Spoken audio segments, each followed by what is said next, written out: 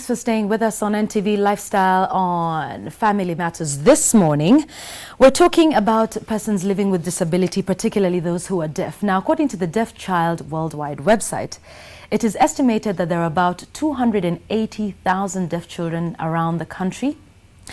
With 3,600 in schools, most of them have parents who can hear and are living below the poverty line. What are some of the challenges that they face? How can we help to alleviate some of the circumstances that they go through?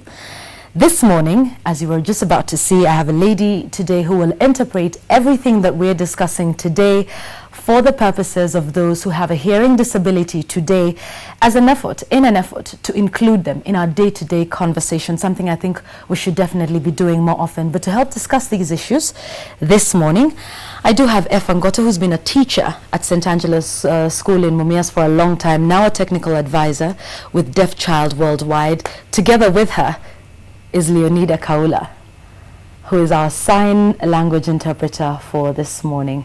Thank you both for coming in. You will notice the sign language interpreter will remain quiet, and that is her duty, to remain quiet throughout the interview, because all she does is interpret everything we say. Thank you, Leonida. We're very grateful for your services this morning. Epha, you've been teaching children for a very long time. Tell us about some of the challenges that children face, what your experiences have been, some of the children who've passed through your hands. What has it been like all these years? Well, I term myself as a teacher of the deaf. All over whatever profession I get to put on, I still consider myself as a teacher for the deaf. I started teaching deaf children way back in 1999 at St. Angela's School for the Deaf. At that time, I was just moved to a school for the deaf without any sign language, and I had to learn sign language right from the deaf children themselves. Okay. So one of the challenges deaf children face is that they don't have people who understand their language, and even those who are supposed to give them curriculum content do not have the language with which they can be able to give them that curriculum content. Okay. Another issue is seclusion. They feel secluded and left out of very many other issues that are happening around them. It takes an interpreter to make them to understand whatever is incidental in their environment that they would have otherwise have gained if they were hearing. Another challenge would be that they struggle with self-esteem issues. Not being able to hear, you always imagine someone else is talking about you. And one of the major problems we have had with deaf girls is gossip. This girl is gossiping against me, and this girl is doing this, and she said I'm bad. They don't understand the signs that we give out to them. Okay. And that has been a major challenge for me. And I have believed in the potential of deaf people as a teacher. I have seen what they're able to do. I used to teach English and literature, meaning I used to teach Romeo and Juliet in sign language. And I saw some of the educational issues that were there in the curriculum that we are giving to the deaf children, how sometimes it's not easily accessible to them, and how we are not very much preparing them for the outside world or the world of work. Okay. And through that experience, I managed to be involved in curriculum development for deaf children and adapting some of the syllabi that was there. Okay. And in 2006, we successfully managed to have the first English adapted exam to be done by deaf children through the advocacy that I did as a teacher.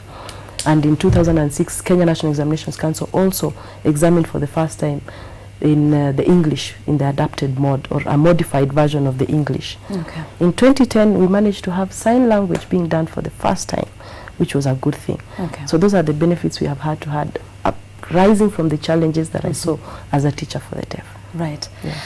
A lot of work has obviously been done, and a lot more needs to be done, moving forward, and we'll talk about that in a moment.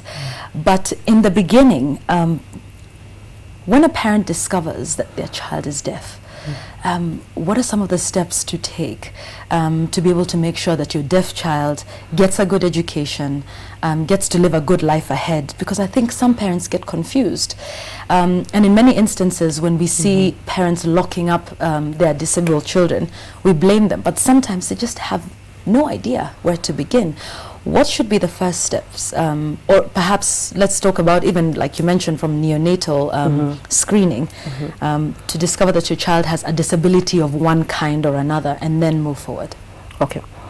For the parent having to find out that the child is deaf, the ideal situation is that the parent has to find out within the first 6 months of the child being born.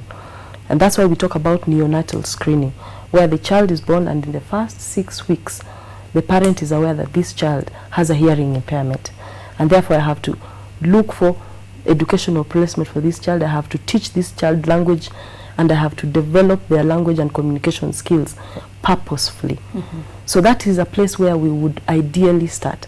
Unfortunately, that's not happening in the Kenyan situation today. Indeed, yes. So parents come to discover way late, maybe 6 months, 6 years down the line, when the child has missed a very instrumental language learning period, and they miss out on language and communication a lot. And that makes the parents to get into panic. Some of them would decide to give up and not believe in their children's abilities. Right. The Ministry of Education has early assessment and resource centers in every district, which would be a best place for a parent to go so as to get the information that they need about the treatment of the child, about the educational placement of the child, about the social welfare and social well-being of how to develop your child's self-esteem, how to develop your child's goodness, so that the child actually has good character and has a behavior that can be well fitted in society. Right. So those are the places where you need to start as a parent. You need to get information. Unfortunately, the information may not be out there as much as we would like it to be. But we are saying, can we give these parents information on what to do and how to go about their business of taking care of their deaf children? Okay. So the first step is going to the early, the early assessment centers. Yes. Those are in every district? Yes, as per the Ministry of Education's planning. Right. They are supposed to be in every district. Maybe some of these newly created districts may not have, but parents can cut across and go into them, the next district, where they can get an early assessment and resource center. And they can give you advice on what to do with your child, how to best communicate with your child, how to best take care of the child's health. That would be the best place that a parent would get information from. But we are looking at a situation whereby, as Deaf Child Worldwide, we can give an informed opinion to the parents so that they can choose. Yes, my child is deaf. Can I take them to a school that uses sign language? Can I take them for cochlear implant, which is technology that is available right now, so that it can aid them for learning language and developing their language well. So there's that lack of information. And also we have lack of facilities. Right, that's another thing, because you mentioned out of 230, deaf children, only 3,600 are in schools. Is it that the facilities are not enough? Is it that people are not aware that these facilities exist and therefore take their children there for education? The education of the deaf children has lagged behind, considerably lagged behind. We have about 43 schools for the deaf that are registered, primary schools for the deaf, that are registered by the Ministry of Education at the moment. Those 43 schools, an ideal deaf class should have 15 students per class, but they are overblown. Most of them you'll find they have 23, they have 26, they have 30, which is not ideal for one teacher who should have a teacher ratio of 1 to 15 to handle with, given the disability of the children. And the deaf schools, primary schools, are 43, and the deaf secondary schools, by last year's national examinations, were 5, meaning we are losing so many deaf children. We are not transiting them into secondary school, given the fact that the facilities are not enough. Yes, the Ministry of Education has embraced inclusive education philosophy, but it has not equipped the teachers in the other schools to have the strategies of teaching deaf children. And therefore, if a deaf child goes to the nearest school to them for education, they end up dropping out because they don't have that deaf-friendly atmosphere in the school, because they cannot understand the teacher, they cannot be able to interact with the other students. Lack of sign language and all that, communication becomes a very key issue, and they drop out. And therefore, the few chances that are there in the primary schools are being fought for by the parents. And you know, deafness is highly associated with poverty, and most of the special schools are boarding schools, and therefore that means only those who can afford the boarding facilities are the ones who access the special deaf schools. So as much as we would love to have inclusive education, and Deaf Child Worldwide stands for inclusive education, we would like the government to equip the teachers with the strategies of teaching these children, so that they remain in the system, and that the government also opens up the secondary schools, so that there are enough secondary schools to take the back that we are moving from primary to go into secondary. Okay. Yeah. And beyond that, most of the education that's provided to persons who are deaf is vocational. Yeah. We see a lot of that. They're involved in carpentry, in tailoring, which is good. However, and I'd like you to answer this, it'll be a very direct question, deaf people are capable of being professors, of being lawyers, and of being involved in serious professions and careers, are they not? They are. There are so many good role models that we have of deaf persons in this country. We have Dr. Ndurumo, who is right now a doctor at the University of Nairobi, in the Department of Psychology. And he is a good example of what a deaf person can achieve. I have had the opportunity to teach deaf people myself, and I see the potential in them. But the facilities we have push them to technical skills and vocational skills, thinking that these people do not have the ability to academically achieve whatever it is that they can be able to achieve. If a deaf person gets a C+, under the circumstances within which they learn, and a normal person gets a C+, those two cannot be compared. The deaf person has achieved much more. More value has been added to the deaf person than to the other one who had all the opportunities to hear, incidental hearing, and to learn in a normal situation. And we need to believe, to make the parents first of all also believe in the potential of deaf persons. I believe they are the most bright people on earth. If they can decipher sign language in space at the lightning speed like that, I believe they're the most brilliant people in the world. Pretty much like our interpreter. Yeah. We carry on with our conversation, and you know, she's moving very fast, very fast with all the conversations that we're going through. And that is amazing. Is deafness always associated with mental disability? Because everybody thinks, even from a cultural background, and let's talk about that in just a moment, that people who are deaf are mentally disabled as well. Well, there's a perception that we're really trying to fight. It's a stigma and a stereotype that we're really trying to fight as a Deaf Child Worldwide and any other organization that we work with. We try to help create awareness on deafness so that you can understand. You only lost your hearing. It doesn't necessarily mean that your brain was also damaged in the process of you losing your hearing. So as much as deaf persons may look to you like maybe they are behaving in a way that you think is not normal, it is because maybe they're not understanding you. The communication that is going on is not reaching them at the point at which you would expect them to understand you.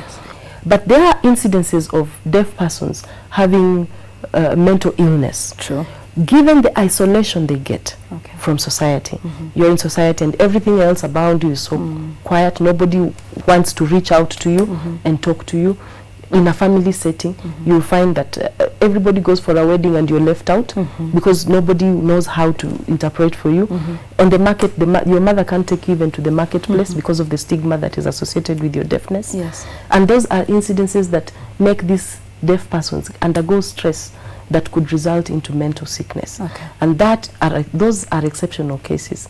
But it's not a given that when you're deaf, you have a mental problem. Indeed. And how do you even the society, the words they use for deaf people, like boo-boo, like in actually where I come from, the word for people who are deaf and people who are stupid is the same. And stupid is a very strong word that I pretty much dislike using, but it really is the same, and that shows you about the cultural background. How do you battle this when a child is brought to school and the parents have been through so much stigma in society, in the extended family, that they have a child with a disability in the home? Because teaching them for you, I can imagine, is not just about teaching them the skills and the literature, but you also have to build up their self-esteem as a teacher, speak to their parents as well. What is that like for you? Does that mean teaching for you extends beyond? Teaching a deaf child is a 24-hour job. It gives you have to get involved with their family members, because somehow you have to interact with them and tell them you're their interpreter. They'll come and ask you when they're visiting their child, so what is my child saying? What does my child want me to bring next time? What do I buy? It's like you are an interpreter for a mother and a child. So can you imagine the time when the child is at home, there's a little bit of isolation that the child is going through. Now, these parents have support that they can get through some programs that we are running, like for the African the ANCAN, we're having African Network for Protection and Prevention of Child Abuse and Neglect. They're running a project right now that is reaching out to parents, teaching them sign language.